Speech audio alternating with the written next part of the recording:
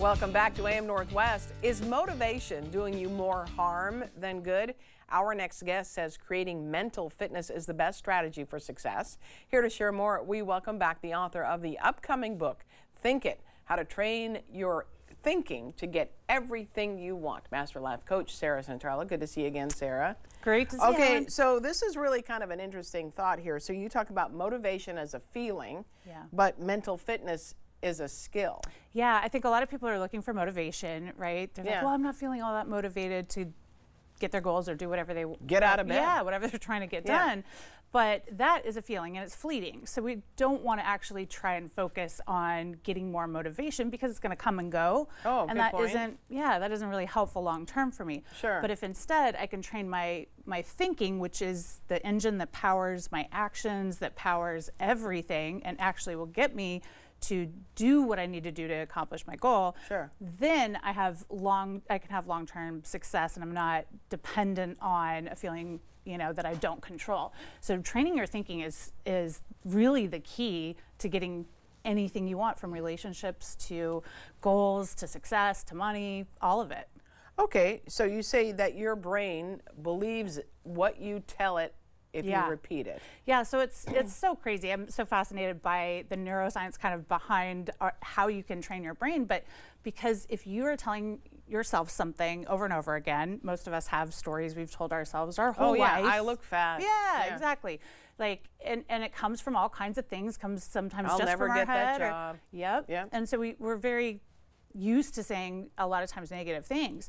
And over time, our brain stops realizing what's true and what's not. So it can kind of like literally rewrite a script like a program on a computer. Okay. So if we know that's true, and there's tons of science that says that, then this whole book is all about, okay, how do we hack that system and start getting what we want instead, right? So if I can tell myself over and over again, I am successful, I'm dedicated, I'm driven, I follow through, so I'm building my confidence and actually changing my identity by what I'm telling myself, then over time I believe that, I act that way, I show up that way, I am that. Have you worked with people who've done that, changed their thinking and seen it happen? Yeah, so I've been doing that from a coaching perspective for 15 years. Okay. And for myself as well. I mean, I've been kind of living proof of it myself. But the crazy thing is it doesn't really take all that long to rewrite a story. If you're pretty aggressive about commitment to changing that story, and a lot of times you do that with mottos or I am statements, so things that are very specific. You tell yourself a new thing, so I am successful, or I follow through versus I'm overwhelmed, things like that. If you're doing it for like 30 days, just like any other habit, you're gonna start to create that new story, which will then create your own transformation. Okay, let's get a bit more detailed. You say, I am successful, but don't you have to define what success means to you? Yeah, absolutely. So I think the more specific you can get in each individual thing, the better, obviously. So if you're thinking about, okay, well, why am I not successful, let's say, then there's probably some specific things, like maybe I don't follow through on a task, maybe I'm waiting for motivation, maybe I'm telling myself I'm overwhelmed. So I can then change those specific things. So instead of saying I'm overwhelmed, I say I get things done. Or, I'm always on time. Things like that. I was going to bring that up, like for someone who's always late. Yep. How, can they actually change that? Absolutely. So if I start telling myself I'm always on time, then in the moments where I would make the decision to not get ready, let's say. Right, or not plan ahead. Yeah, or not plan ahead. I hear that voice in my head saying, oh, I'm always on time.